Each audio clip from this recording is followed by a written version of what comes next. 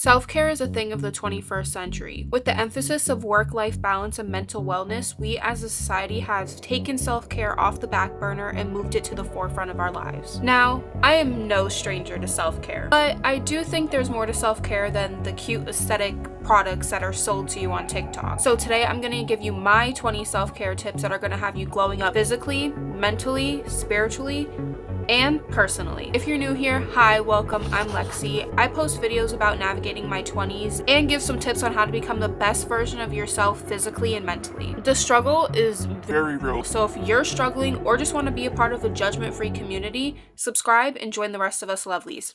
Let's start with some physical changes that you could easily implement into your daily life. Okay, so I have gone through it with my skin. I personally did not have any issues with my skin during my first puberty, which was my teenage years. The second puberty whooped my ass. I have never broken out and had such bad, thick, painful, cystic acne, on top of the fact that I've had my fair share of bad reactions to TikTok shop skincare. Okay, don't judge me. I fall for the videos all the time. My main goal this year has been to not only clear my skin, but to fade my acne scars. The main way to take care of your skin is to protect it, specifically from the sun. Sun damage could cause hyperpigmentation and also very rough skin. You can't have no glass skin if your skin is looking rough, okay, girl? If you want to fade your acne scars or just have young, glowy looking skin, you have to start with sunscreen and vitamin C. How do you expect to have clear and glowy skin when your skin is constantly burning in the sun, girl? That is not cute. I put on my SPF 50 sunscreen every 2 to 4 hours every single day. And with my vitamin C, I put that on in the morning and at night with my morning and nightly skincare routine. Protected skin is happy skin. So protect your damn skin. Now this one may ruffle some feathers, okay? It may piss off the gym girlies. I personally don't think that protein is the most important thing to get your ideal body type. Those protein chips and protein brownies everyone and their mother is telling you to get will cut years off your life and not inches off your waist, okay? You'll be bloated and gassy. What I personally think you need to do when you're trying to get an ideal body type, you need to focus on your body's most important process, which is getting rid of waste. Now, I know that may be a crappy thing to hear. Get it? Crappy.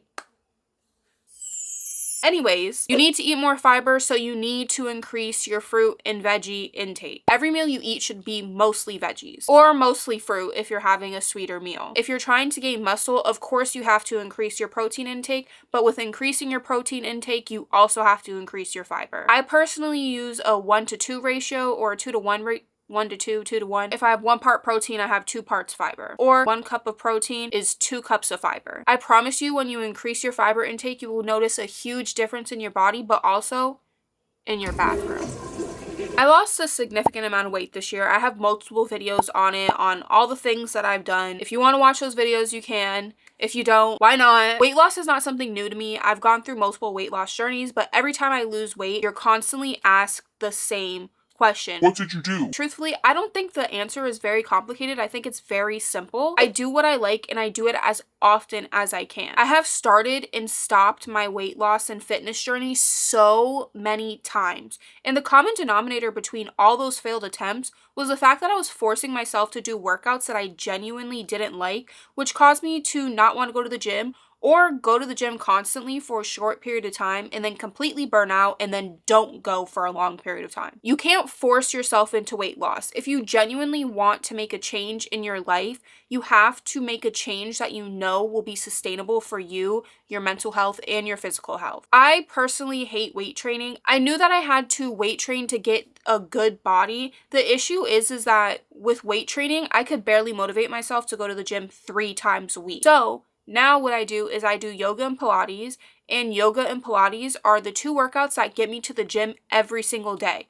I honestly struggle to even give myself a rest day because I genuinely love doing these workouts so much. I loved my body enough to not force it to do things that it didn't like, and I loved my body enough to figure out the things that it did like, and with that came weight loss. Working out isn't a chore anymore, it's a habit. Do you ever move your body and all you hear is crickling and crackling and hipping and popping and all this stuff? No? okay. I struggled with this for a very long time. I always thought that the noises and the cricks and the cracks and the aches that I felt had to do with the weight that I was at. I guess when you're fat, society convinces you that every single issue you have is because you're fat. You have a heart murmur, you're fat. You have a brain tumor, it's because you're fat. Your mother doesn't love you, well, you're fat. That one got a little bit personal. You're probably stiff and achy because you don't stretch out your body. Your body is filled with joints, bones, muscles, other things, whatever. You need to stretch those things. It's like not adding oil to your car door. After a while, it's going to get cricky and it's gonna get cracky and it's gonna be a mess. You have to keep on oiling that sucker up, okay? So your door swings open. That's what you have to do with your body.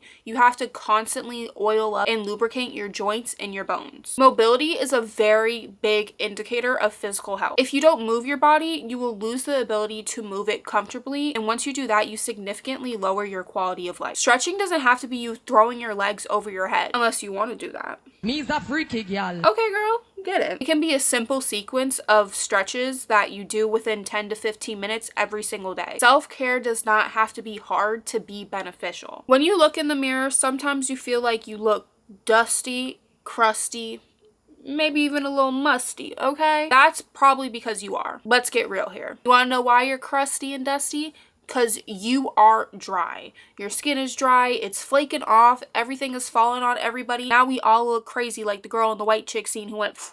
You don't want to be looking like that. You don't want that little cloud following you while you're walking. You can't glow up if you don't glow in general. Come on, girl. So to fix your dull skin, it's simple. You have to moisturize it. But don't moisturize it how people typically would. Let me explain. When I get out of the shower, instead of drying off and then putting on whatever lotion you could get at the drugstore, I now use this huge tub of coconut oil and rub coconut oil all over my body. When I'm rubbing it on my body, I'm able to feel any aches that I have and give that area a little bit of extra attention by massaging it. I'm also able to give my skin the moisture that it needs after these long and hot days that we've been having in South Florida. I'm also a huge advocate for oiling your scalp and your hair. I don't think that scalp care is talked about enough. I could credit my hair's health and hair's growth to me focusing more on my scalp than the actual hair on my head. And I could say this because I'm a person who shaved all my hair off on a random Tuesday during the pandemic and was able to grow it back thicker and longer within about 2 years. I will, however, say and emphasize this, that oil locks in moisture. So if you are going to oil this part of your hair or strands of your hair, please put conditioner in first and make sure that it's moisturized before you put the oil on. We are getting real personal now, so you can't take the heat, get about the kitchen. Let's start. Self-care goes beyond physical changes. You don't need me to tell you that. You already know that. But I'm gonna tell you anyway. You can look your best physically and still hate every single thing about yourself. That's why it's important to value your mental care too. One thing I think that a lot of people seem to struggle with, including myself, I'm not going to make it seem like I'm holier than thou and I don't go through these issues, and that's understanding their feelings. But there are 2 big reasons as to why you don't understand your feelings. 1, you completely avoid them. And 2, you let other people influence them. You will never understand your true feelings if you refuse to acknowledge them in the first place. And I mean acknowledge your actual feelings and not just acknowledge the consequences of your feelings. For example, are you acknowledging why you're mad when you feel mad, or are you acknowledging that you're mad after you punch a hole in the wall? When you feel any type of way, you have to sit down and ask yourself the important questions. Why do I feel this way? Was it the situation that got me upset, or was it the memories that the situation brought up? What can I do better to react better to these triggers? Only you and possibly a licensed therapist has the answer to these things. Don't let anyone tell you how you should feel and how you should deal with your feelings. Your inner feelings are not something to be policed by the people around you. Only you know how you truly feel, and it's your responsibility to do something about it. So sit down, take your time, give yourself grace, and do something about it. When I am overwhelmed, I tend to talk to myself. I know it looks and sounds weird, but hear me out. When I'm faced with a problem and my emotions are kind of getting in the way of me being able to solve this problem or push through it, I say the problem out loud. This goes into my 4 W's. What,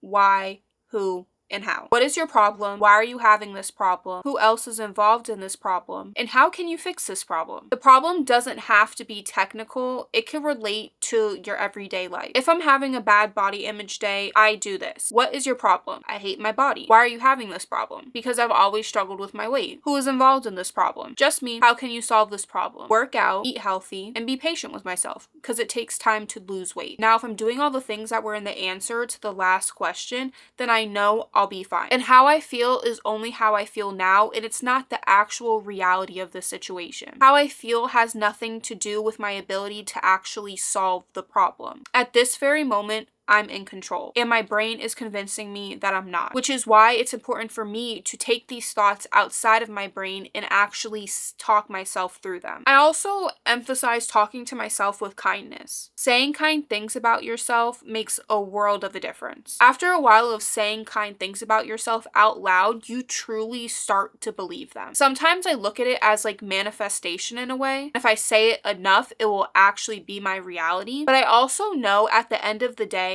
no matter how rude people are to me or around me, I know that at least one person in that day said something kind to me, and that's the most important person of all, which is me. Life is all around us. I mean, I even got my little baby kitty sitting on the bed over here. Just know she's living, breathing, and enjoying her nap right now. We tend to forget that because we're constantly stuck in our own head. We focus too much on our own lives and how badly we feel about them. That feeling could be debilitating, but it doesn't have to be. You live on this planet with 8 billion other people. That doesn't even include the living and breathing creatures that are not even a part of our species. It's so easy to sit in your room and think about all the bad things that's happened to you. Sometimes our sadness is so big that we think it covers the whole world. But going outside shows us that's not the case. Your life doesn't have to be limited to the sadness that fills your room. Go outside and see the world and see the life that it's filled with. You don't have to go far. You just have to go far enough to know that there's more to life than your room. This one goes a little further into your feelings, but it goes specifically into reactivity. Adult temper tantrums and mental breakdowns in general are really hard to go through, but there are ways you could actually prevent these things from happening. To stop reactivity, or at least to slow down reactivity, you have to regulate your nervous system. Most of the things that I've mentioned so far are technically ways that can regulate your nervous system, but I'm specifically going to go into a way that I like a lot, which is breathing. The most common breathing method that's used is the 4-7-8 method. What you do is you breathe in through your stomach for 4 seconds, hold it in for 7 seconds, and then breathe out for 8 seconds. I have 2 other methods that I want to mention too. One is basically laying on your back and hugging your knees in.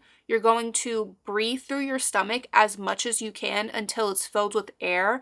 And then once your stomach is filled with air, you're then going to breathe through your chest and bring your chest up and bring in one more gulp of air. And then when you do that, you're going to hold it for a couple seconds. You could just do the 7 seconds if you want and let it all out slowly and controlled. But another method that's a big part of my yogi practice is alternative nostril breathing. Alternative nostril breathing is very simple. I can actually show you this one right now. Breathe in through one nostril, plug the other one, breathe out through the other nostril. Basically, it's what it sounds like, alternating your nostrils for breathing. I use them all at different points and times in my day. I personally like the laying on my back one at the end of the day when most people lay on their back. Sorry, I had to.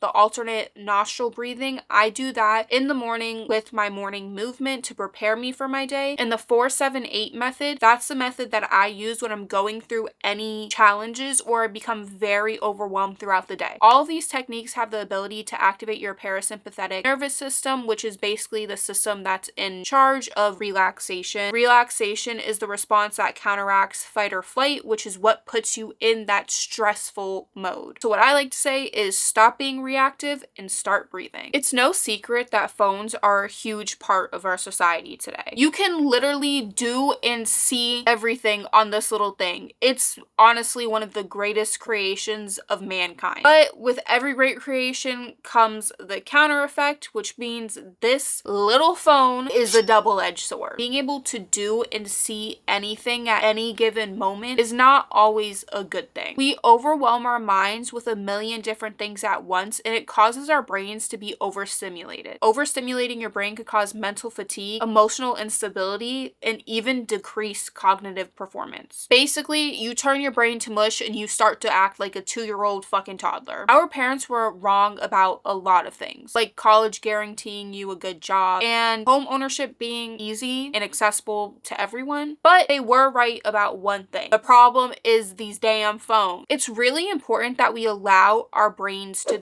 Boredom has always had such a negative connotation. Like, being bored is a reflection of our character and not a needed experience through the journey of life. Boredom forces our brain to figure out other ways to stimulate itself. That process promotes innovation and self-discovery. Some of the greatest discoveries and inventions of mankind were because somebody got bored and they were just trying to figure it out. You think the person that created sliced bread sat around and waited for a TikTok to show them how to slice bread? No, they got bored. They saw a loaf of bread and they were like, no, it'd be crazy if we cut that bitch up. And that's exactly what they did. Same with figuring out that cows have milk. That one is a little bit more questionable, but you do get the point. You learn a lot about yourself when you allow yourself to be bored and figure out how not to be. It's trial and error, but life is a journey and boredom is a part of that journey. So get bored, be bored, and figure out who you are. I learned more about trauma release from yoga than I did from my actual neuroscience degree. Let's talk about it. When I first did a hip mobility exercise, I did it at my first ever yoga class. And during that hip mobility exercise, I started to cry. Yes,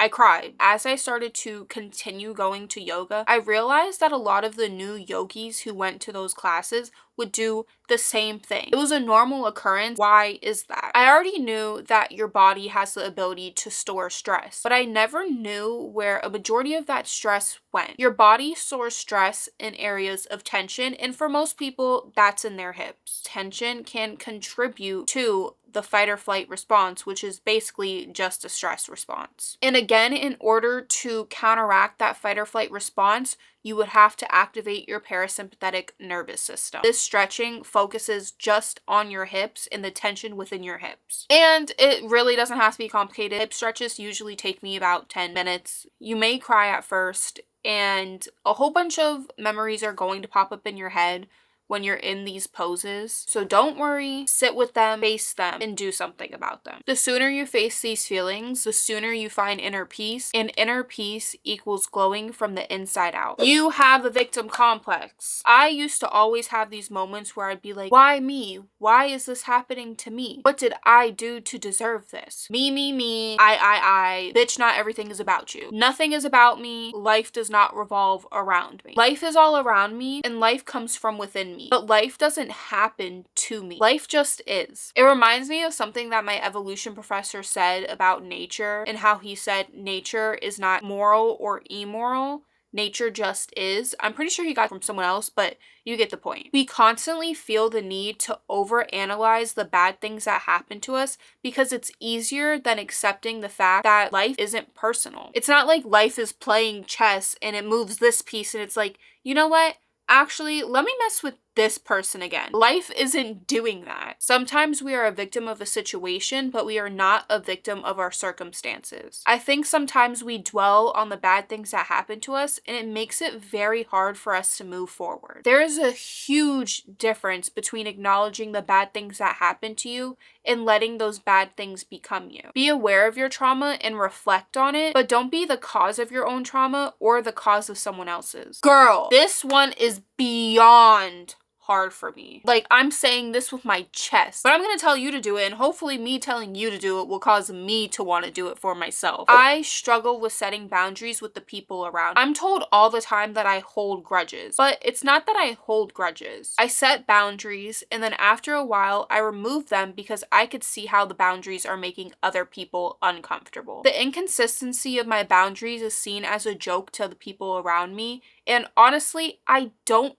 blame them. How are people going to respect my boundaries when I don't even respect them myself? I let the discomfort of others prevent me from finding peace within myself. But why do they deserve comfort and I don't? The only person who was genuinely affected by my lack of boundaries was me. And the only people who benefited from my lack of boundaries were people who I set boundaries with. The only person in my life who's responsible for protecting my inner peace is me. And in order to do that, I have to set boundaries. Setting boundaries will make you the bad guy in the stories of the people who benefit from you lacking boundaries. What you need to do is be okay with that. You are not responsible for other people's feelings and the lies they tell themselves to make themselves the victim. You will always be the main character in your story, and you need to focus on that character to continue your story. We've all heard the glass half full, glass half empty argument. It was supposed to teach kids that mentality is a big part of life, which is true, but as a kid, I always looked at that story or that example as two things could be true at once, and that's just how it is. A glass can be half full and half empty, and who am I to say which answer is right or wrong? I was a questionably dark personality growing up. I wanted to understand the world more, and with that comes a lot of negatives. The more you know about the world, the darker you become. But with age, of course, comes wisdom. Yes, the world is extremely flawed, and you could easily name all of the issues in the world, but there's also a lot of beauty to it. A great example of this is the underdog's story. A person who went through the most tragic things and became the beauty that came from the pain. It gives us enough hope to push through the obstacles in our own lives. Yes, bad things happen, but just like with good experiences, you could always learn from them. Being positive isn't a thing that you do for the people around you, and I think a lot of people make that mistake. They become overly positive to prevent the discomfort of others and to prevent themselves from getting pity from others. Positivity is more than that. Being positive is a way to show more kindness to yourself in your life. You can acknowledge the crappiness of a situation while also knowing that you'll get through it. The glass can be half empty today, but half full tomorrow. When you look at a situation from a more positive mindset, it can alleviate the stress that comes from the hopelessness that you feel in that situation. I noticed that a lot of people my age like to be surrounded by community, and there's nothing wrong with that. Community is very important for our social species. However, the need to have community causes some people to surround themselves with people who don't build them up, but instead tear them down. The quantity of your community is very important,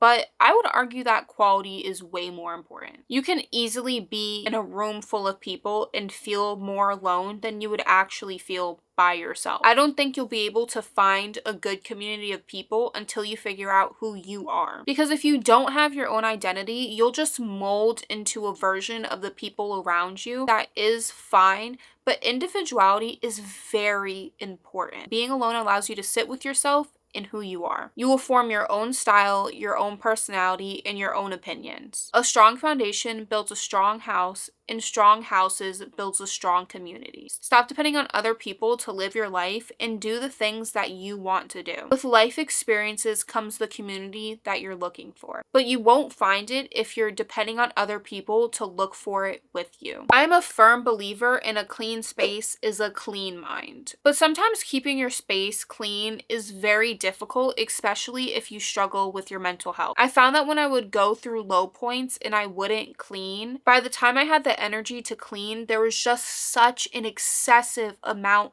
of cleaning, and that caused me to be extremely overwhelmed, which is not good for someone who already is struggling with their mental health. So now I separate my chores into categories. So my cleaning is small, but the impact is very big. I have daily, weekly, and monthly cleaning, and I separate those based on two things: how long the cleaning takes and how often I use this space. So my daily chores are separated into morning and night. Trust me, I'm going somewhere with this. I know it sounds complicated, but I'm getting there. Let me speed it up, okay? In the morning, I clean my cat's bowls and the cat's litter boxes. Those are important. Those are used constantly. I also make my bed every morning. If I don't make my bed, my room will look filthy, so making my bed makes a huge difference. At night, I wipe down the tables in my room and I throw away any trash or clean any dishes that I might have in my room. These daily cleanings take less than 15 minutes, and honestly, they fit perfectly into my other routines that I have. My weekly chores are my laundry. I also like to disinfect my carpet sit and vacuum. I have the cats and their food gets everywhere on top of their hair. I also wipe down my bathroom and clean off all the crap from the week. And weekly cleaning can range from 30 minutes to about an hour and a half, which is why I only do it once a week. I'm not going to go into detail about monthly cleaning because I think everybody knows what monthly cleaning is. It's basically cleaning all the nooks and the crannies